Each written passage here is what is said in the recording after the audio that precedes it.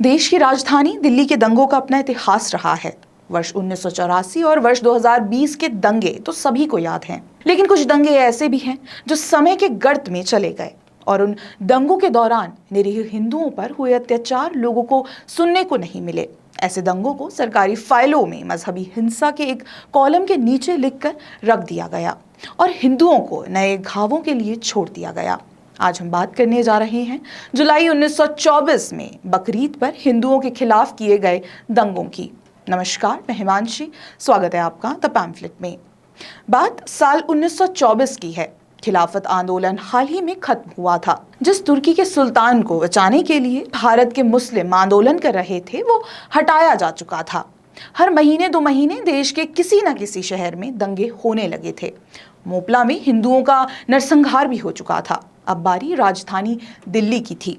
इस बार बकरीद 14 जुलाई को मनाई जाने वाली थी। हिंदुओं और मुस्लिमों के बीच दंगों की आशंका से भयभीत ब्रिटिश सरकार ने दिल्ली के अंदर कानून व्यवस्था बनाए रखने के लिए पुलिस के साथ साथ सेना लगा रखी थी। दंगे कैसे और कब भड़के, इसकी जानकारी तत्कालीन भारतीय वायसराय लॉर्ड रीडिंग द्वारा 18 जुलाई को दंगे के विषय में ब्रिटेन की सरकार को भेजा गया टेलीग्राम बताता है। दंगों की शुरुआत 11 जुलाई को एक अफवाह से हुई।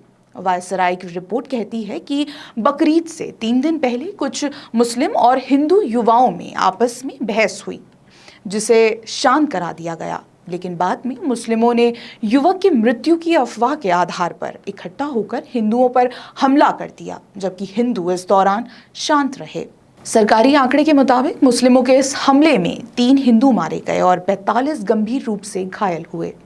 किसी भी मुस्लिम की इसमें जान नहीं गई। मुस्लिमों का हमला इतना भयानक था कि पुलिस को सेना की मदद लेनी पड़ी और दंगा सेना के आने के बाद ही रात में रुक पाया। इसके बाद 2 दिन तक शांति रही, लेकिन 15 जुलाई को दंगा फिर भड़का। दंगा भड़कने का कारण मुस्लिमों द्वारा जबरदस्ती दिल्ली के सदर बाजार के रास्तों से गायों को काटने के लिए ले जाना था। इन रास्तों पर हिंदू आबादी रहती थी और इसलिए इन्हें प्रशासन ने बंद कर रखा था।